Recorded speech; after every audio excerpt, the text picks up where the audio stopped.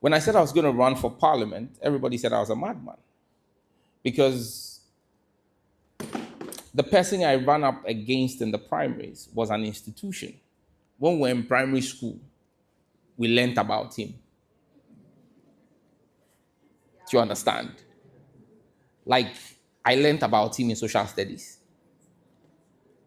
And then now I say I'm going to contest that person. Everybody said I was a madman. Everybody said it wasn't possible. But it was about understanding what I carried and what I was going up against. And so going into that election in 2015, my primaries with the late Honorable E.T. Mensah, that's where I took a branding decision. People think DZATA is my name. It's not. My name is Samuel George. But today, most people know me as DZATA, or more as DZATA, or with the Lion brand, than my real full name. Branding decision. When I went into the constituency in 2015, in January, when I started my campaign, we had the elections in November. And I picked a crop of young guys in Prampram and Ningo, and here I was, this young boy, running all over the place against this older man.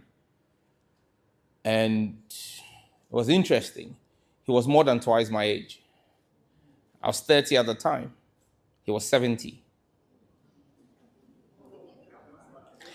So, and don't forget that a lot of the people who were going to vote were largely older people, connected with him, that being in the struggle with him, that being in the party with him all this while. He was this kid who had just come 2 years ago, running around like some crazy atom, excited electron all over the place, misbehaving, and then now he says he's contesting the Godfather. Who are you? Obumo. Bekeni o hashin. O pray. Tobo. Udi be 50 and 60 and waba. And so everything I did, everything I said, because I had a group of young boys and we had energy and we're going from morning till evening, and I said, oh, look at these rascals. They don't respect, they are arrogant, they're disrespectful. And that's the typical Ghanaian thing.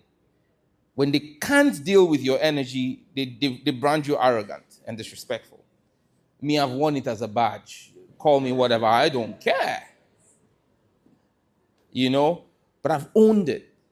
And so I sat down and decided to ask myself how, because I realized that when I was reaching out to even chiefs and elderly people, they didn't want to give me audience. Because nobody wanted to be associated with, we were branded as a bunch of arrogant riffraffs.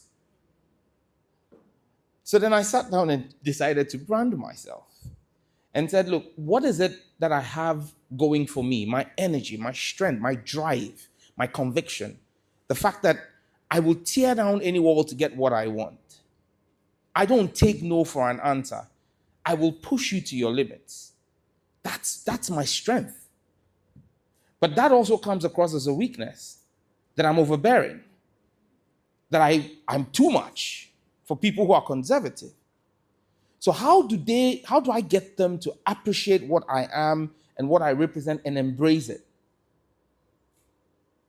The lion defined that for me.